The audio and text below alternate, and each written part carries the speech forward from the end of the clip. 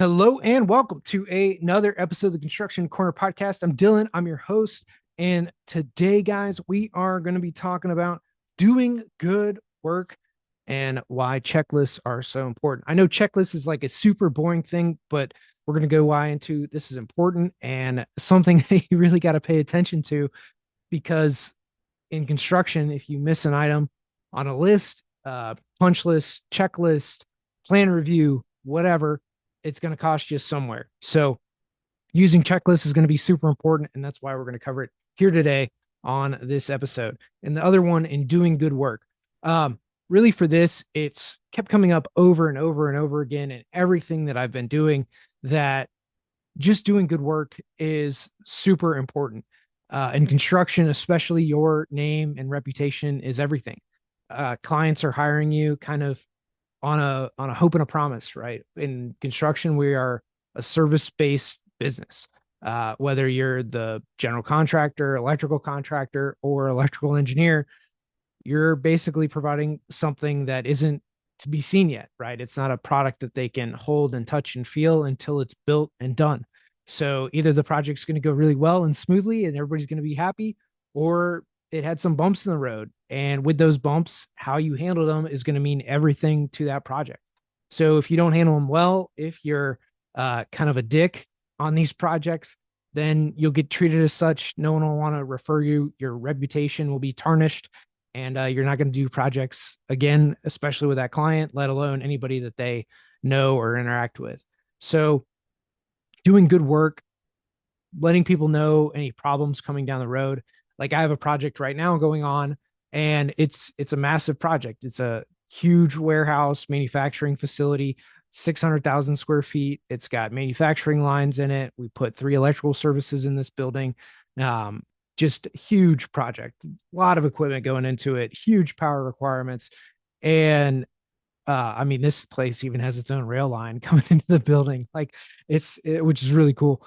So in that you have all these just massive things going on, and there's some issues in the project that with this we're trying to get ahead of, right? We're trying to do right by the owner, making sure that we have the meetings, making sure that we put meeting minutes together for them, so everything's documented on what we agreed to when we agreed to it.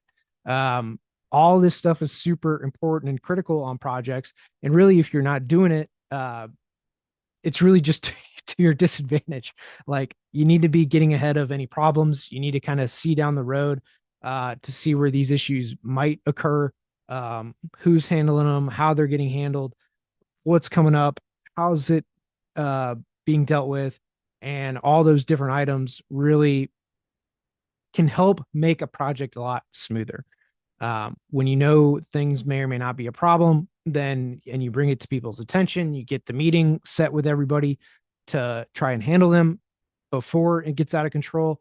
It really, it just, it helps things go a lot smoother in these micro instances, right? In those couple hours or days that you're trying to work through these problems, trying to get everybody on the same page, trying to figure out the path through the project, right? To get to the thing that on the other side of it, it's going to work out and be great. It's just getting through that muck, that those issues, and who really needs to take responsibility for the decision, or where the decision needs to lie. Once you figure all those pieces out, then it's pretty easy, right? That guy makes a decision and we can move forward through the project. So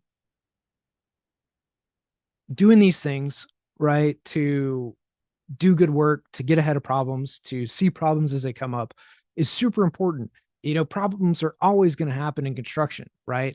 We have material changes, right? Materials can't get on site, or the material that we wanted to order, we can't get. And so we need to have a product change, or even in the pre-design phase, hey, this is the thing that the owner ordered, this is what showed up on site, and this is what we're going to have to deal with because it's a long lead time item. Some of that we're dealing with on another project is generators. We now have 2 generators on site for a project that we're designing, and these are fairly critical pieces of equipment to back up power for this facility to keep it running in all weather conditions. And these are the generators that we're going to deal with. Okay, good. All right. That's wonderful. Now we don't have a lead time issue and we have some equipment. Would it be exactly what we would have ordered? Maybe, maybe not, but it's what we have, right? So we're going to make the best of the equipment we have, make decisions accordingly, and move forward through that project so that we can understand basically that, hey, this is what we've got, this is what we're going to deal with, and these are the decisions that we're going to basically make with the equipment that we have. So once you have these decisions, once you kind of know what you're dealing with, once you know the process that you can go through to make these decisions for a project, it just makes things so much easier um, to ultimately deal with. And so, what I really am embarking here to convey is just do good work, do the best you can. Some things are going to be uncomfortable. You've got to get ahead of them. You've got to kind of raise the flag, let people know what's going on, and do that to the best of your ability. Don't do it boy who cried wolf, right? We don't want to be the boy who cried wolf, but we want to let people know what's going on in their projects. If something is a concern or might be a concern or something that they should just be aware of, we want to let folks know. So with this, it's do good work. Just do the best you can, let people know, be timely about it, and your reputation is everything. People are going to work with you or not based on your reputation. They're going to refer you or not based on your reputation.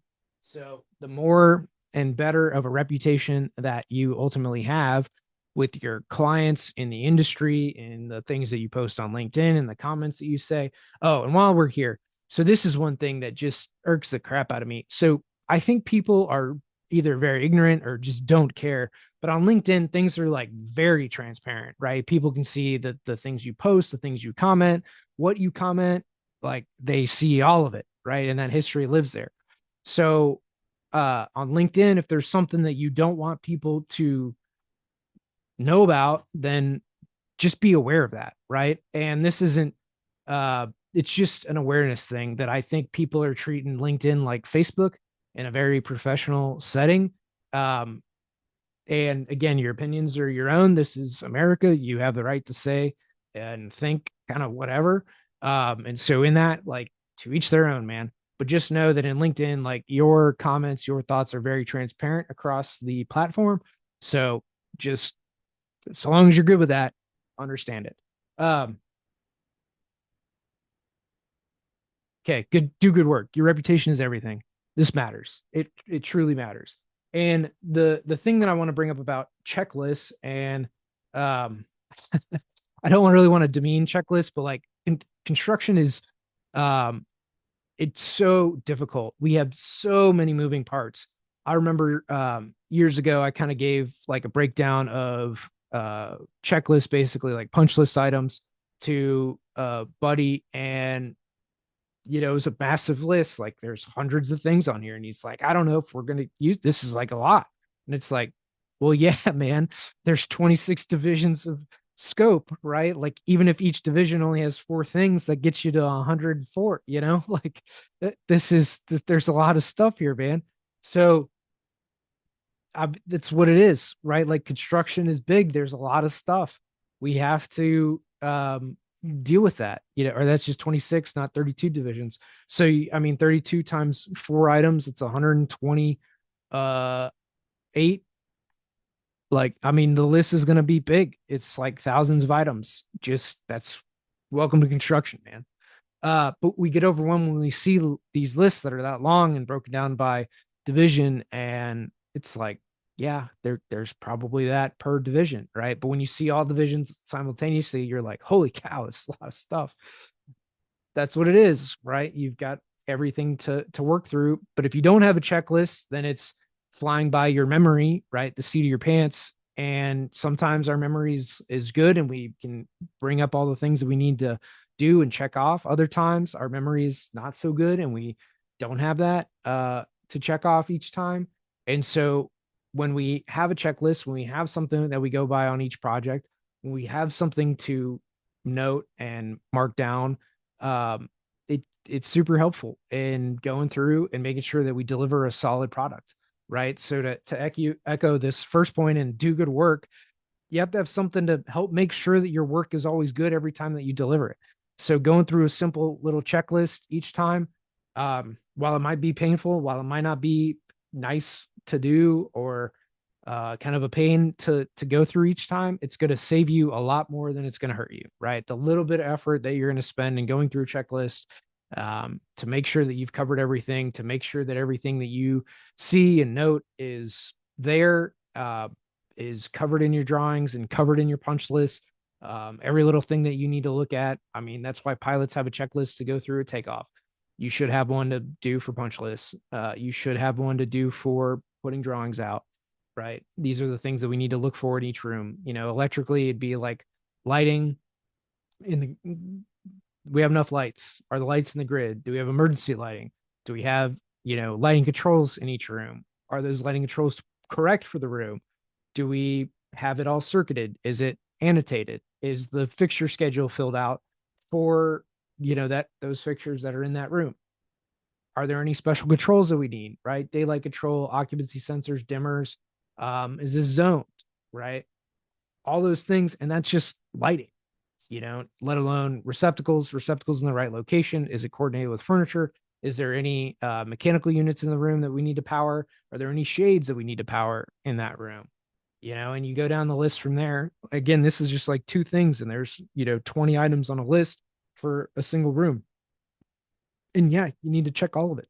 Like, because if it's not there, somebody's going to find it somewhere, whether that's in plan review, whether that's in construction, whether that's at punch and closeout, right? That what you put in there wasn't the thing that you intended to be in there.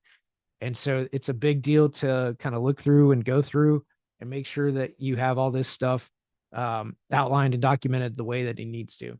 So again, guys, this is a quick hitter podcast, but I just want to reiterate the thing of doing good work. Construction is not easy to be in. It's a lot of headaches. It's a lot of hard conversations, and it's just a lot of items, right? There's a ton of stuff that we have to make sure that we do on each and every project to get out the door. And that list is long. Just live with it. It's what it is. So in this industry, have a checklist, do good work, and use a checklist to do good work so that you can, again, be successful on all the projects that you do. Clients refer you work, which is how we all win. And we go from there. But thank you guys for listening to this episode of the Construction Corner podcast. And until next time.